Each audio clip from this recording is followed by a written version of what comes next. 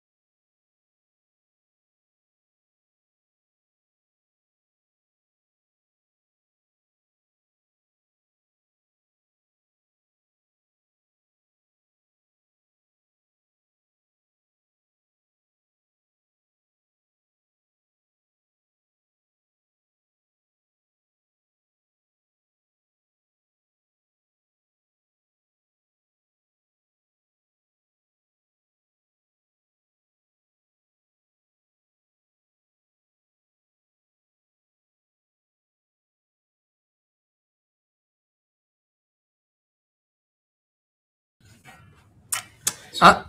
Et ça y est, on est en live. Est-ce que le micro fonctionne, Sarah, ou pas? Donc là, tout le monde m'entend, tout le monde me voit. Donc on est en live, on est un petit peu en retard. Voilà, c'est pas grave. 1 minute, 2 minutes, qu'est-ce que c'est dans une vie finalement? Surtout que la thématique du jour, c'est le gros hacking. Sinon, ça va vite être ridicule. Donc bienvenue encore une fois sur ce webinaire de la station web. Donc je m'appelle Victor, je suis aujourd'hui accompagné de Frédéric et de Swan. Bienvenue messieurs.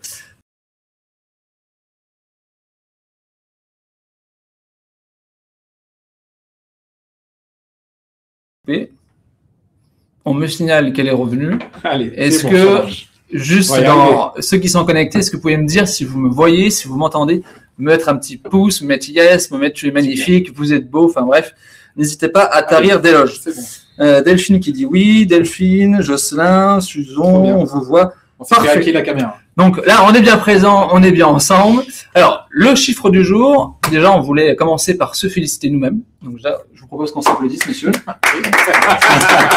Et pour une bonne et simple raison, que c'est le webinaire avec le plus d'inscrits depuis le début de la station web. Donc là, on est un peu plus de 400 en ligne, donc c'est vraiment une vraie réussite pour nous. Et surtout, merci beaucoup à vous d'être toujours présents et de plus en plus nombreux. Donc ça, c'est vraiment un vrai régal. En tout cas, on est vraiment des passionnés et on espère que vous l'êtes aussi. Et c'est pour ça que vous nous suivez. Alors, thématique du jour, growth hacking. Donc là, je suppose à côté de moi 2 sortes de pirates finalement. On va voir de quoi on va parler. 3 points assez simples.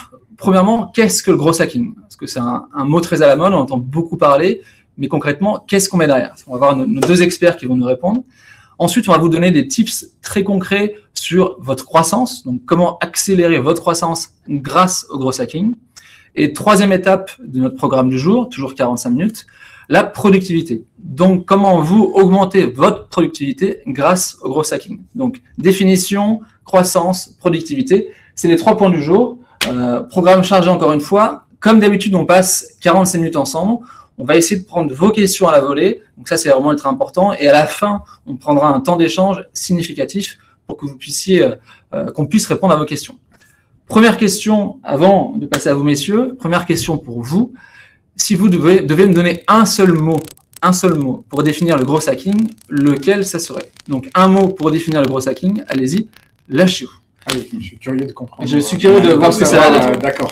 Et puis, ça peut être intéressant de connaître aussi qui vous êtes derrière la caméra. On n'a pas la chance de tous vous voir. On a les projecteurs face à nous. Donc, alors, Evelyne qui nous dit qu'elle découvre. Adeline qui nous dit croissance. Evelyne, encore une fois, venue pour connaître. Marie-Adélaïde, attraper les clients. Je trouve que c'est une bonne notion. Ensuite, on a Jean-François. Attendez, ça va trop vite. On va tous ensemble. Valérie pour découvrir. Maëva pour découvrir. Olivier, croissance rapide grâce à des techniques de web marketing. Maxime Gauthier de web marketing. Linda, accélération de croissance. Marjorie, qui ne sait pas. Du coup, vous êtes au bon endroit. Et donc, j'en profite pour enchaîner directement avec nos 2 formateurs. Donc, Frédéric à ma droite, à votre gauche pour vous toujours. Swan à ma gauche, à votre droite pour vous. Qui veut commencer par se présenter, monsieur? Vas-y, je te laisse. Allez, Swan, que vous connaissez déjà un petit peu. Oui, alors, du coup, moi, ce que je trouve intéressant, c'est que j'ai entendu le mot web marketing dans les commentaires. Et c'est vrai que pour moi, finalement, si je devais faire une définition très courte, le growth hacking, c'est une évolution, je dirais que c'est une branche finalement du web marketing. C'est peut-être des marketeurs encore plus agiles, qui ont des objectifs un peu différents. Mais je commence avec une petite définition. Et je te laisse répondre, Frédéric. Attends, je suis désolé. Bon. On s'est refait hacker. Micro, son saturé, le son est de mauvaise qualité, son qui grésille. Du coup, on va demander à la régie de faire son possible pour améliorer le son. En tout cas, on y travaille. Donc, merci Swan pour la définition. De ton côté, Frédéric? Je suis plutôt d'accord avec Swan. Je compléterais peut-être avec une notion qui a été dite dans le chat, c'est la notion de croissance significative, où là, on va vraiment aller chercher des objectifs de croissance assez audacieux et mettre en place des techniques en ce sens, plus que sur une croissance qui pourrait être un peu plus endémique et régulière. Ok, merci beaucoup. Donc, croissance pas régulière, du coup. Est-ce qu'on nous entend mieux? Je reste un petit peu sur la thématique du son. Le son, c'est bon. Ok. Alors, juste pour info, j'ai un pouce dans le fond du bureau. Donc ça veut dire que excusez-nous pour les problèmes techniques. Beaucoup mieux, parfait. Nicole dit que c'est parfait. Linda dit que c'est parfait. Ok. On commence vraiment. Donc, si je peux compléter la définition de Frédéric, pour moi, c'est un mélange de plusieurs compétences. Okay. Le growth hacking, c'est un mélange de codage, un mélange d'analyse de data et de marketing. C'est-à-dire que souvent, ce qu'on voit, c'est soit c'est une personne qui a ces trois compétences et du coup qui est capable de jouer avec ces trois compétences-là, soit une petite équipe de 3 personnes qui va avoir ces compétences et du coup qui va pouvoir jouer avec. Parce que finalement, quand vous avez un enjeu de croissance, l'idée c'est via du marketing de comprendre comment on va faire pour attirer plus de clients ou activer plus de clients, ou faire grossir le panier moyen ou autre. Et si on veut être agile et pouvoir trouver des solutions rapidement, ce que tu disais, il faut que ce soit sur des cycles très courts, potentiellement, il va falloir mettre les mains dans le cambouis. Donc, être capable d'aller peut-être coder une page HTML en quelques heures, de développer un site pour tester. Et bien sûr, tout ça, on va pouvoir l'améliorer en analysant les résultats. Donc, le côté aussi data qui est hyper important, parce que avec le digital, on a la chance, et en même temps, il faut faire attention d'avoir beaucoup de données. Donc, l'idée, c'est de faire parler ces données. Voilà. Donc, si j'essaie de résumer une définition du growth hacking, alors, je ne doute pas de votre niveau d'anglais, mais je me permets de grosse croissance, hacking, donc c'est pour le mot hacker. Donc, l'idée, c'est vraiment de trouver des relais de croissance différemment, par des biais différents. La Swan nous disait un mot-clé qui est le mot de rapidité. Donc, c'est vraiment une croissance rapide. Et toi, de ton côté, si tu devenais un mot-clé pour la définition, ce serait quoi? On va voler rapide. Mais oui, rapide et surtout active aussi, proactive. On va vraiment mettre en place des techniques et des hacks, on verra un peu plus tard, pour booster ces résultats. Okay. Chose importante, on confond souvent growth hacking et piratage. Le piratage, la grosse différence, c'est que derrière le piratage, il va y avoir une intention qui n'est pas du tout la même que sur du growth hacking. Et là, on est sur du légal. Exactement. Alors, ça, légal, on pourra en reparler. Des fois, on peut franchir un tout petit peu la ligne. Je pense par exemple aux jeux de données ou autres. Mais en tout cas, il n'y a pas de mauvaise intention. Alors qu'un pirate peut vouloir vous bloquer vos comptes bancaires ou vous empêcher de travailler. L'intention derrière est complètement différente. Le growth hacking, l'intention, c'est de booster la croissance de l'entreprise, avant tout. Okay. Voilà. Et toi, du coup, Frédéric, peut-être juste redire en 2 mots, parce que c'était le moment où il y avait les coupures de son, qui tu es et pourquoi tu es tout à fait légitime d'être avec nous. Et après, on enchaînera. Oui, tout à fait. Mais moi, je suis gros hacker freelance. Je fais ça depuis plus de 2 ans. Et j'ai accompagné des dizaines d'entreprises dans différents secteurs de différentes tailles. De la start-up, évidemment, parce que le growth hacking vient un petit peu de là, mais aussi des TPE, PME et des grands groupes. Donc, en fait, on peut appliquer ces méthodes-là à tout type d'entreprise. Okay. Et c'est toi, du coup, le formateur officiel de la station web. Voilà. Okay. J'ai la chance d'animer une formation pour la station web sur ce sujet. Alors, donc là, on est reparti sur des bonnes bases. Tout le monde nous voit, tout le monde nous entend. Donc, on a défini assez brièvement mais le concept de growth hacking et on va directement faire ce que fait un growth hacker, c'est-à-dire mettre les mains dans le cambouis. Et donc, ça commence par le côté croissance. Donc, concrètement, allez, on va dire que je m'appelle Victor, jusque-là, je ne mens pas, mais je vais me mentir après en disant que je suis growth hacker. Qu'est-ce que je fais pour activer, mobiliser, accélérer ma croissance? C'est quoi les bons réflexes en tant que gros hacker? Swan, peut-être, vas-y. Oui, déjà, un growth hacker, il va répondre à une problématique précise. Donc, ce n'est pas forcément uniquement sur l'acquisition. Souvent, quand on pense croissance, on pense aller chercher des nouveaux clients ou des nouveaux contacts, des nouveaux leads. Un growth hacker, il peut agir à plusieurs niveaux.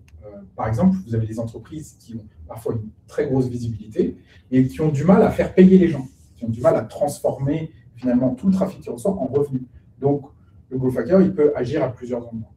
Okay. Ça, c'est aussi, je pense, assez capital d'avoir. Il y a un exemple très connu de Twitter qui, pendant des années, a eu du mal à faire de la rétention, c'est-à-dire que les gens ne revenaient pas sur Twitter. Puisqu'en fait, la première chose qu'on demandait quand on s'inscrivait à Twitter, alors pour ceux qui sont inscrits fin des années 2010, je crois que Twitter, c'est 2006, 2007, quelque chose. Et ben, en fait, la première chose qu'on devait faire, c'est créer un tweet. Et donc, on écrivait un tweet, et derrière, il ne se passait rien. C'est-à-dire qu'il n'y avait pas d'actualité. Okay. Et maintenant, alors ils ont fait plein de tests, et justement, ça, c'est un travail de growth, de tester, voir comment on fait pour faire revenir les gens. Et maintenant, quand vous vous inscrivez à Twitter, la première chose qu'on vous demande, c'est de suivre des gens. Donc, on va vous demander de suivre minimum 10 personnes. Qu'est-ce qui va se passer à la fin de votre inscription? Bah forcément, vous allez avoir plein d'actualités qui vont venir et qui vont vous donner envie d'engager. En fait. Et donc, vous allez rester sur la plateforme. Donc là, on a un exemple de ce que fait Twitter, enfin de ce qu'a fait Twitter. Exactement. Et donc, toi, tu aurais un exemple, Frédéric, de ton côté? Oui, un exemple assez connu aussi. Alors là, on va plus être sur la partie acquisition. Mais là, ça va être un petit peu un hack pour récupérer du trafic avec des méthodes un petit peu différentes de ce dont on a l'habitude.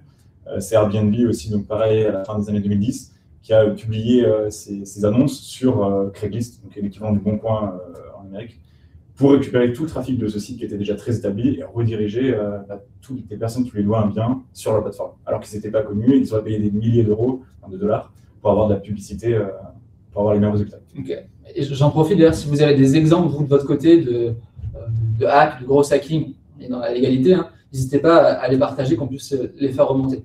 Alors, on dit toujours que quand un hack est connu, c'est qu'il est mauvais.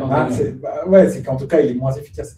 Mais pour rebondir sur l'exemple de Frédéric, aujourd'hui, vous avez toujours plein d'entreprises qui postent des annonces sur le Bon Coin, en France, pour essayer d'avoir du trafic sur leur site internet. Okay. Donc, ils répliquent ce modèle, en fait, qui a été créé, qui a été réfléchi par Airbnb. Et typiquement, alors, je pense que beaucoup des personnes qui nous regardent sont des organismes de formation. Je suis organisme de formation. Comment je peux utiliser le gros hacking? Qu'est-ce que ça veut dire pour moi concrètement? Alors là, on l'avait pas préparé celle-là, donc les deux me regardent avec les yeux. Qu'est-ce que tu fais? Mais en fait, tu es en train de me casser ma botte secrète. Alors, comme d'habitude, on aura les bottes secrètes, mais ça sera à la fin. Non, alors avant, je vais sortir une petite botte. Une petite botte, mini botte. Moi, pour les organismes de formation, il y a quelque chose que je trouve très intéressant et qui est complètement sous-exploité.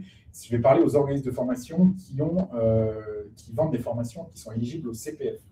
Okay. En fait, vous avez plusieurs manières de hacker le site moncompteformation.com, puisqu'en fait, souvent, c'est sous-estimé parce qu'il y a très peu d'espace pour mettre en valeur sa formation. Et donc, moi, ce qu'on a expérimenté avec un organisme de formation, c'est qu'en fait, on a fait une optimisation très importante du titre des formations. En fait, tout simplement en y intégrant plusieurs mots-clés hyper importants pour la formation. Et en fait, vu que vous n'avez que deux manières de chercher sur mon compte formation, soit vous tapez un mot-clé, soit vous cherchez une localité, en fait, il n'y a pas beaucoup de méthodes pour être très visible. Et évidemment, on va regarder peut-être les 5-10 premières formations. On va pas aller, voilà. Donc, l'idée, c'est comment on fait pour être visible en première position sur mon compte formation.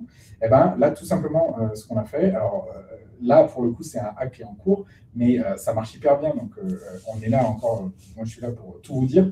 Donc, il n'y a pas de secret là-dessus. Si, par exemple, en prenant un exemple simple, vous vendez des formations Excel avancées à Paris, okay. Mettez dans le titre « Formation Excel avancée », mais ne mettez pas forcément que Excel. Commencez à mettre un peu le contenu de votre formation. Si, par exemple, vous abordez, je ne sais pas, les fonctions ou le VGA, mettez « Formation Excel avancée », entre parenthèses, VGA et les fonctions, par exemple. Parce que les gens ne vont pas forcément chercher le mot-clé « Excel avancé ». Ils vont peut-être chercher formation VGR. Donc, un des premiers hacks, c'est si vous faites du CPF. Ouais, ça, c'est génial. En gros, mettre plusieurs mots-clés. Ouais, et vous les mettez, vous pouvez les mettre, vous avez une petite description en plus. Donc, dans le titre et dans la description, là, vous êtes sûr de remonter dans les premiers résultats sur mon compte formation. Ça, c'est vraiment un hack dédié pour les OM. Okay. Il il est visible maintenant, il est public, donc Mais il existe. j'espère que vous serez nombreux, mais testez-le, vous allez voir, ça change la donne, et on sait l'importance du CPF. Et toi, peut-être, Frédéric, pour revenir vraiment, parce que c'est un sujet qui est quand même assez complexe, en tant que formateur growth hacking, c'est quoi, si tu devais donner un process, je dirais, sur un tunnel de vente growth hacking, ça ressemble à quoi concrètement? Pour mettre en place ces premières actions, Ouais. moi, je mettrais en place au début, avant de commencer à vouloir faire des techniques qu'on a envie de tester, qu'on a entendues et un peu de manière folle, vraiment partir de la base et de se poser la question de quelle est ma cible, quelle est la proposition de valeur que je peux leur apporter. Et tant qu'on n'a pas cette adéquation entre la proposition de valeur et la cible, et qu'on ne s'est pas posé la question, toutes les actions qu'on a menées, que ce soit optimiser des mots-clés, que ce soit changer son site web ou quoi que ce soit, on tapera toujours à côté parce qu'on n'aura pas résolu le problème de base. Okay. Donc, pour moi, c'est un travail préalable à faire. Avec du test aussi, on va pouvoir tester plusieurs cibles, plusieurs propositions de valeur via différents canaux. Et quand on arrive à avoir une adéquation et un peu une traction qui se dessine, là, on va pouvoir sortir l'artillerie lourde et sortir plein de hacks pour grossir très rapidement. Ok, donc, merci beaucoup. Alors, je fais du coup un petit récap. Là, on est à 20 minutes de webinaire. Donc, on parle, là, on est en plein dans le sujet de growth hacking. Donc, il y a une manière d'avoir une croissance rapide et exponentielle. C'est une méthode notamment qui vient, une philosophie qui vient du monde des startups. On a eu plusieurs exemples ici avec Twitter, Airbnb, entre autres, mais il y en a plein d'autres. C'est vraiment des techniques qui sont beaucoup utilisées. Ce qu'on vient d'apprendre, entre guillemets, c'est qu'avant même de parler de growth hacking, il faut déjà être en accord par rapport à ses cibles et par rapport à sa proposition de valeur. Donc, c'est vraiment la base. Et pour le coup, ça, c'est valable quel que soit votre secteur d'activité. Une fois que vous avez ces deux fondamentaux, ensuite, on met en place des techniques de growth hacking. Et justement, est-ce que là, en termes de technique, tu en as des précises?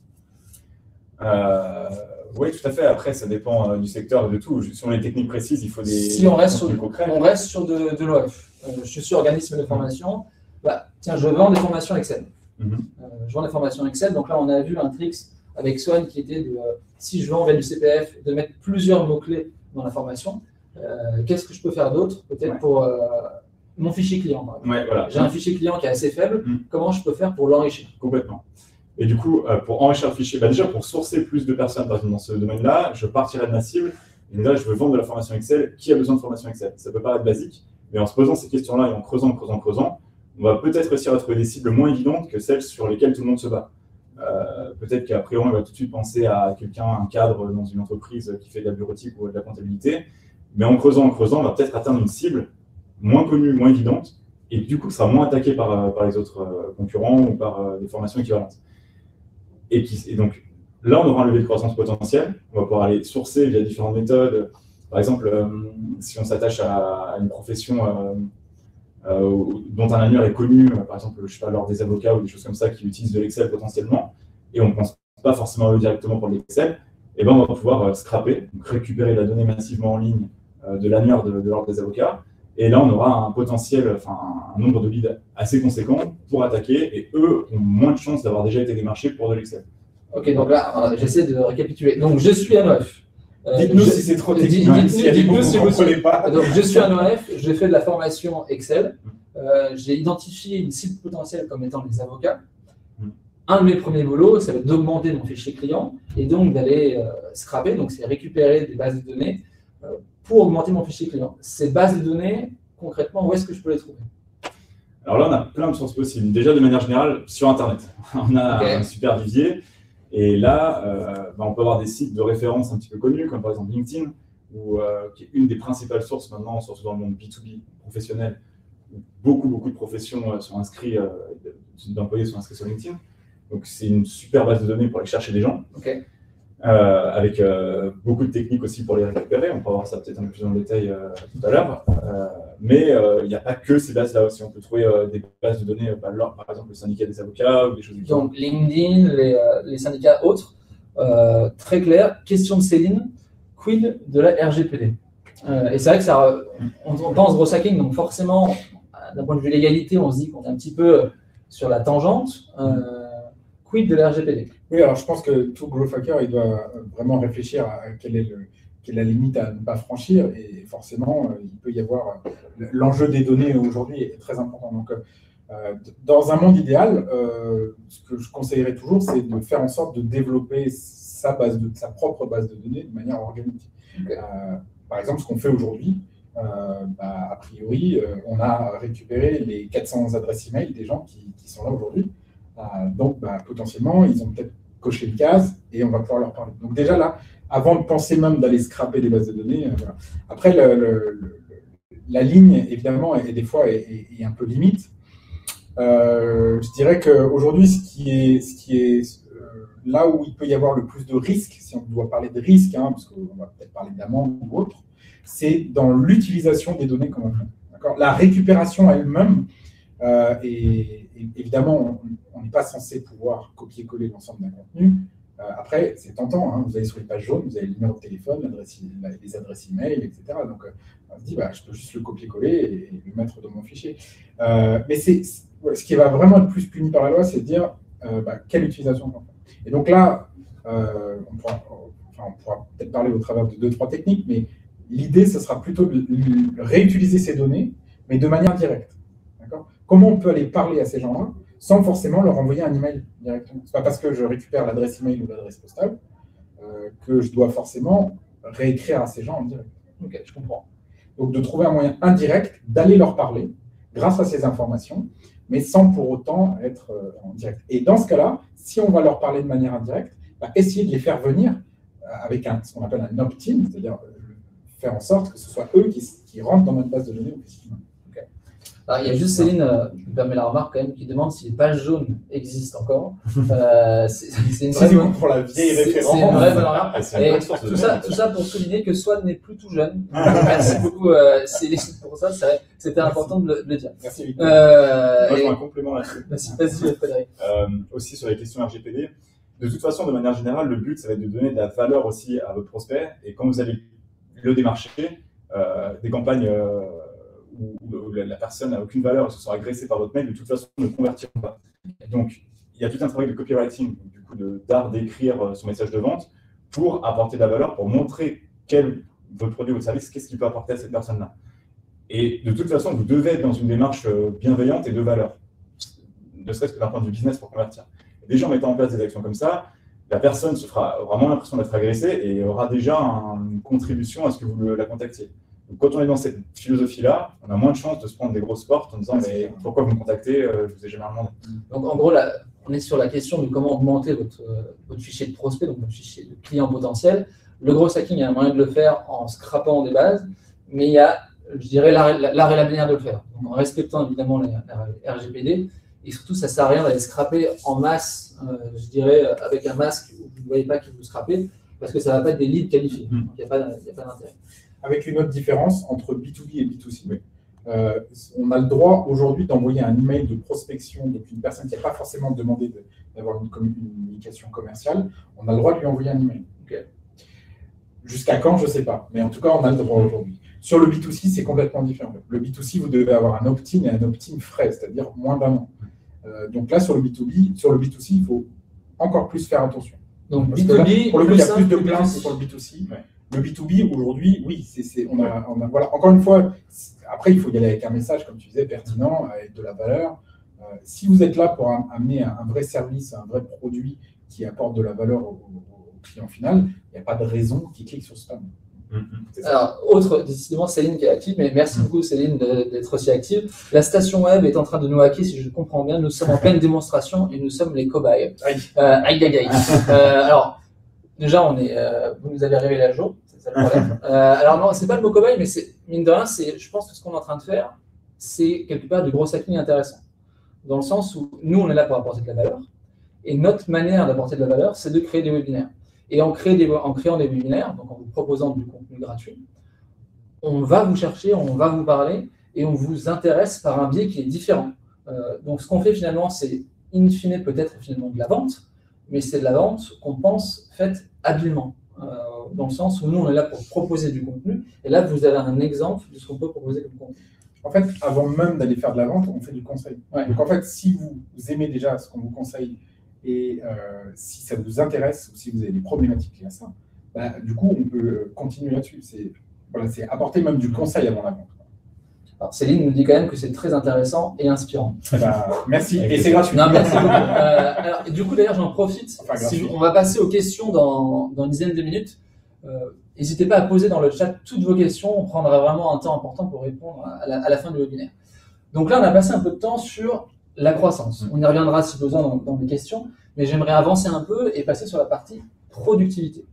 Donc là, comment j'utilise le growth hacking pour être plus productif? Alors, ce que j'entends par productif, c'est plus productif en tant qu'entreprise ou moi-même dans mon quotidien. Okay. Alors, peut-être Frédéric, tu veux prendre la main? La première chose à laquelle on peut penser, c'est tout ce qui va être outils d'automatisation qui vont nous aider, qui vont faire le travail à notre place. Là, il en existe pléthore. En plus, dans ce domaine-là, il y en a quasiment un qui sort par mois. J'exagère presque, mais on n'en est pas loin. Okay. Donc, il faut aussi faire attention. Il faut faire de la veille, mais pas non plus vouloir absolument toujours tester. Est-ce que tu as un exemple d'outil qui est simple à utiliser? Par exemple, un outil pour envoyer des mails. Le leader en ce moment, c'est Lemlist. Vous tomberez assez vite, rapidement dessus si vous cherchez à envoyer des mails, cold emailing, des choses comme ça. Lemlist, c'est juste un logiciel qui va envoyer des emails de façon automatisée à la place de votre commercial. Okay. On peut lui paramétrer des séquences en disant envoie d'abord ce mail, puis ce mail, puis ce mail. Et c'est exactement ce que vous feriez en démarchant à la main. Donc, growth hacking, productivité, comment être plus productif? Là, on a un exemple de Lemlist qui permet d'automatiser l'envoi d'emails en créant des scénarios. Si c'est ça, exactement. C'est exact. En fait, l'idée de tous ces logiciels, et y compris de celui-là, c'est de répliquer ce que ferait quelqu'un à la main, mais via un algorithme et via un logiciel. Comme ça, nous, on enlève ce temps qui ne sert pas à grand-chose de composer un email, d'appuyer sur un bouton envoyer, d'attendre la réponse, d'attendre 3 jours de renvoyer. On délègue toutes ces tâches sans valeur ajoutée à un logiciel.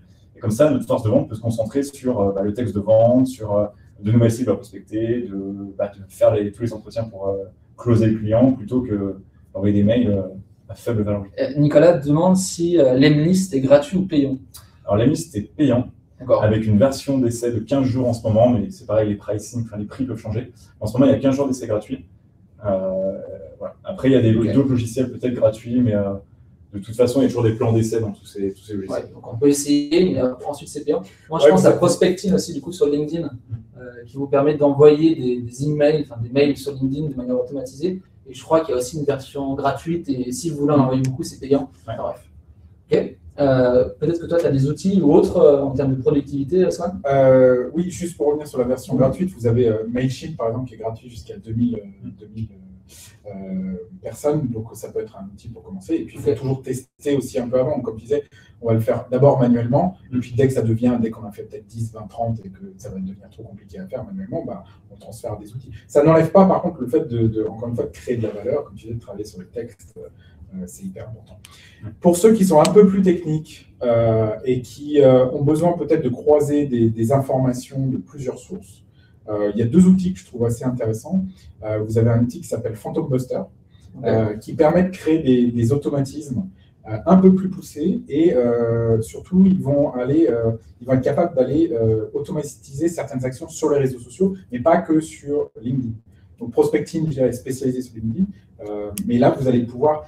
Je pense par exemple à des tricks un peu intéressants, mais de dire, vous voulez améliorer votre connaissance client, par exemple, un peu ce qu'on disait d'enrichir, on va aller s'inscrire dans un groupe et on va essayer de récupérer toutes les informations de ce groupe, par exemple le type de message, les messages qui ressortent et autres.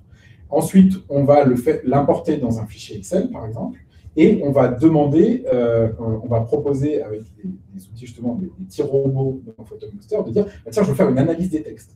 Je veux aller chercher, par exemple, des tendances. Je veux voir si des produits des concurrents sont cités. Je veux voir s'il y a certains types d'émotions qui reviennent. Et donc, voilà, Phantom Buster permet de lancer des petits robots un peu partout sur le web. Okay. Ça, c'est plutôt intéressant. Et la deuxième chose aussi, alors, encore une fois, vous n'avez aucun outil qui va aller hacker directement les choses. C'est le fait de créer un processus avec les outils. Il y a un deuxième outil qui est intéressant qui s'appelle Zapier et qui permet aussi d'aller chercher des informations et de connecter plusieurs logiciels entre eux. On vous enverra, comme chaque fois là, pour les webinaires, un mail et on se permettra de mettre différents outils pour que vous ayez un récap assez complet. J'ai une question de Anne. Que pensez-vous de Google Ads? Google Ads, en termes de gros hacking, est-ce que c'est un outil qu'il faut utiliser? Qui veut prendre peut-être Frédéric? Tu es plus spécialisé en ads que moi. Mais... Oui, mais clairement, en fait, ce qui est génial avec Google Ads, c'est qu'en fait, vous pouvez aller tester beaucoup de choses. Okay. Donc, en fait, si par exemple, demain, si vous décidez, vous dites, tiens, j'ai besoin de me lancer, je sais pas, dans une stratégie de contenu ou de réseaux sociaux, de SEO, ou alors je veux aller tester un produit, ben, vous n'avez pas besoin d'attendre très longtemps pour dire bah, ok, je vais monter petit à petit sur la première page. Vous pouvez en quelques clics être premier sur Google. Donc si vous avez un nouveau message, un produit, un service à tester, mettez quelques dizaines, centaines d'euros, allez proposer votre page, votre contenu, votre produit à votre audience et vous allez voir de suite la réponse. Et la réponse va être immédiate. Vous allez voir si c'est bien ou pas bien. Donc, il y a un trick qu'on fait souvent, on parlait des startups qui cherchent souvent à lancer des produits complémentaires ou qui ont des nouvelles offres. Ce qu'on fait parfois, c'est qu'on crée 3 landing pages. Donc, c'est des pages d'atterrissage avec un message clé. D'accord ?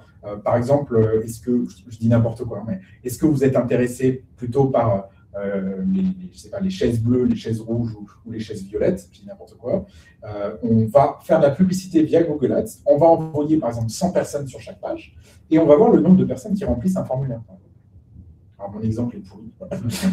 Mais oui, on va pouvoir aller A/B tester sur l'audience. Voilà, parce que n'oublions pas que sur Google, vous êtes à un endroit clé dans le parcours d'achat. Je vais y revenir après. Mais non, mais blague à part, du coup, les gens posent des questions. On a quand même une thématique, un mot qui me semble important, c'est tester. Ah oui, oui, oui. Ah ouais. Donc, si j'essaie de résumer. Tu as peut-être un meilleur exemple. Google Ads, du coup, ou tout autre outil, il faut tester avant tout.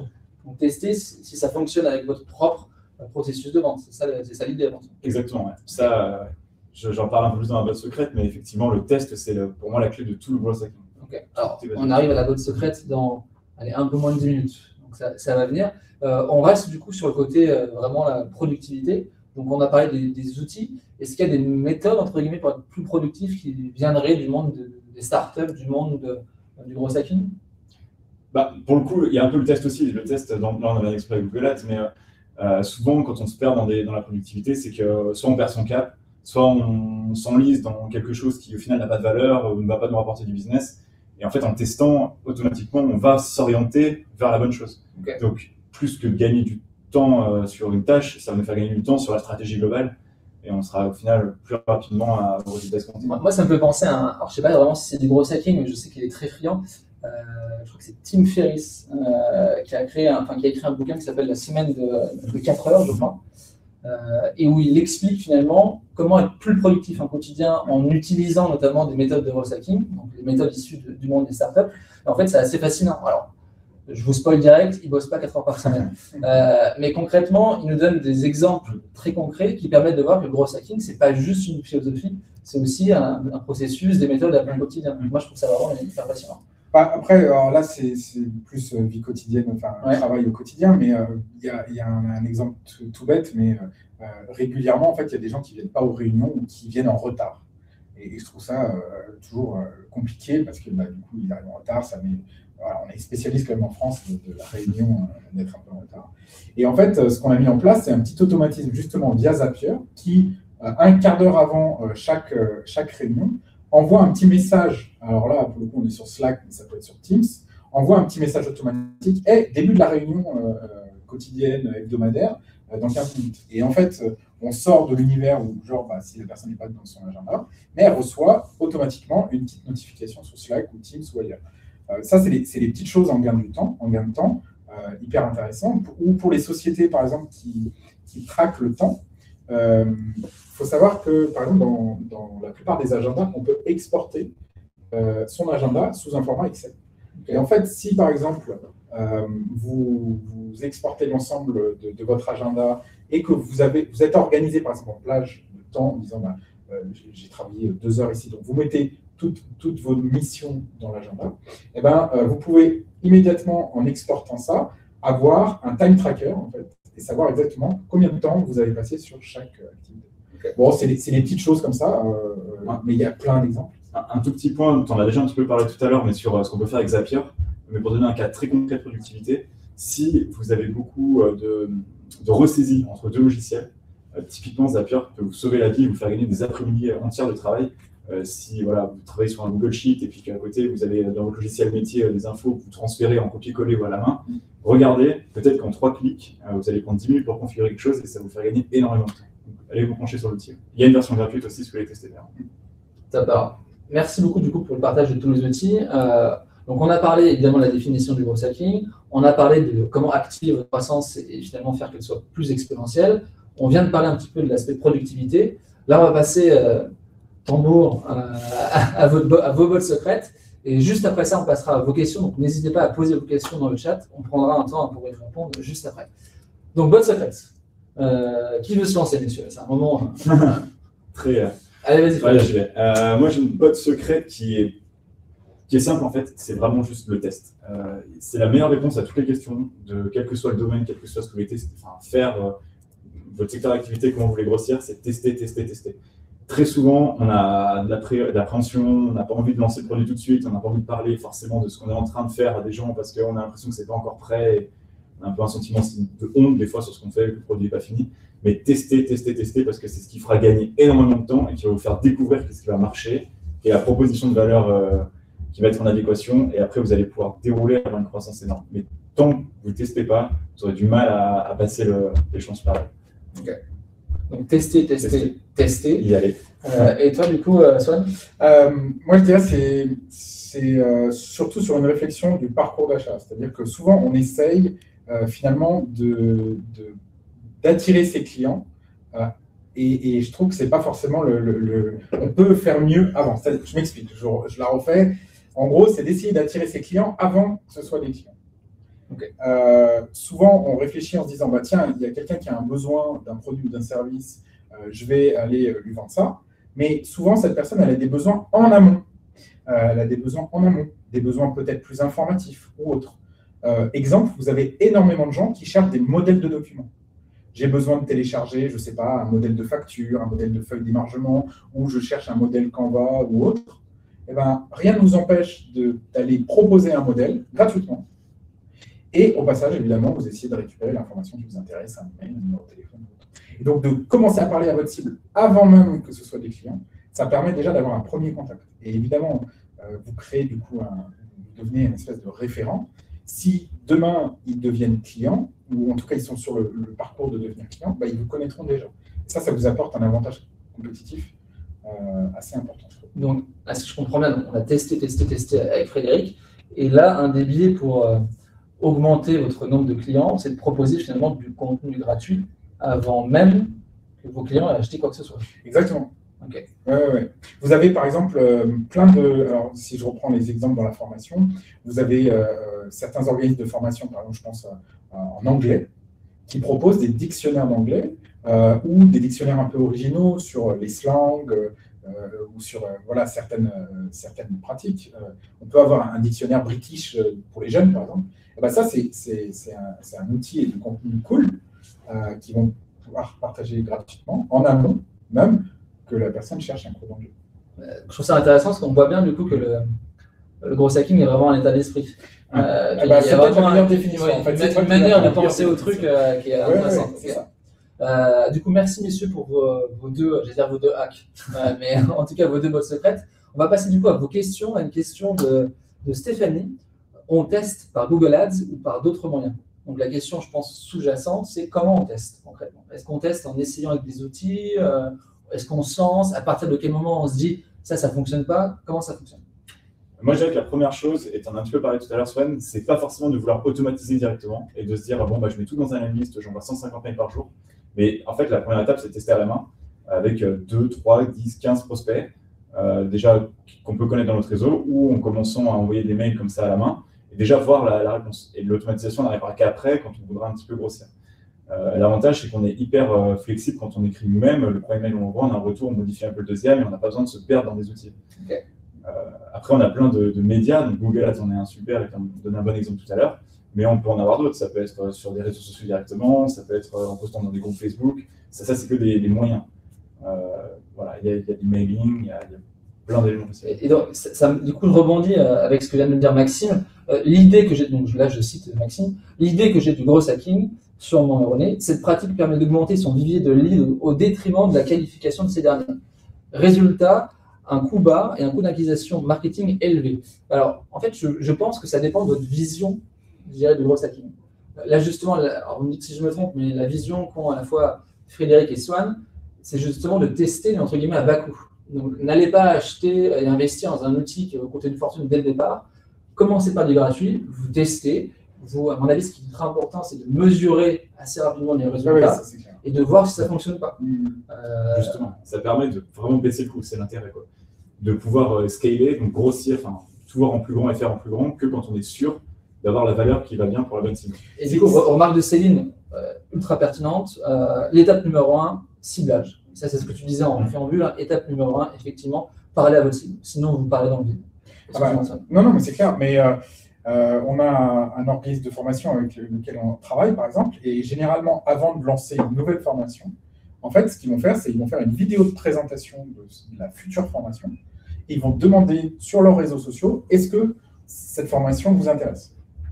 Ils vont jouer un peu sur les mots. Ils ne vont pas dire qu'elle n'existe pas forcément ou qu'elle existe, mais ils vont déjà demander. Et en fait, on voit que des fois, ils ont des formations où de suite, vous avez 50 commentaires, des gens qui disent « Ah ouais, trop bien, où je peux avoir le lien ?» Et puis, des fois, ça va faire plop et il va y avoir 2 demandes. Et en fait, mine de rien, juste avec une vidéo, au lieu de monter toute une formation, alors là, dans le cadre de formation e-learning, en vidéo, etc., rien ne vous empêche de faire les 3 premiers modules, de proposer à la vente une formation, et puis de dire, si je vois que j'ai beaucoup de demandes, je finaliserai ma formation. On est complètement dans l'état d'esprit du growth hacking il y a un adage anglais qui est le fake it until you make it, donc qui veut dire prétendre avoir fait avant de faire, et c'est exactement ça. C'est plutôt que d'investir du temps et de l'argent sur des mois pour avoir un produit qu'on n'est même pas sûr qu'il va se vendre, on fait tout en avance et après on fait dans l'autre sens. Du coup, j'ai une question, mais je pense que j'ai peut-être ma réponse. Est-ce que mettre en place une stratégie de growth hacking, ça coûte beaucoup d'argent? Est-ce que c'est cher en fait? C'est très très cher. C'est très très cher. C'est très très cher. C'est très très très cher. Non, justement, le but, c'est qu'on va essayer de travailler à l'économie. Donc, c'est pour ça qu'en fait, en termes de ressources, c'est très limité. Au début, on va utiliser des logiciels avec des versions gratuites. L'idée, c'est de faire marcher notre cerveau, de se dire comment je peux atteindre mon objectif avec sans moyens presque. En fait, hein. Quelques centaines d'euros, peut-être pour aller faire une petite campagne publicitaire ou autre. Le but, c'est de tester et ensuite de mécaniser, entre guillemets. Alors, du coup, je me permets, on arrive presque à la fin, encore quelques minutes. Un mini coup de pub, mais parce qu'encore une fois, on estime qu'il y a un contenu qui est vraiment à valeur. La formation qu'on vient de sortir sur le growth hacking, elle est orientée à la fois sur l'aspect, je dirais, philosophie. Dans quelle démarche je dois me mettre, moi, en tant que growth hacker, justement pour parvenir à mes objectifs qui sont une croissance plus importante et une productivité plus efficiente. Donc ça, c'est le premier point, donc vraiment la posture. Et le deuxième point, comme souvent, l'outil. Donc, quel outil j'utilise et comment j'utilise.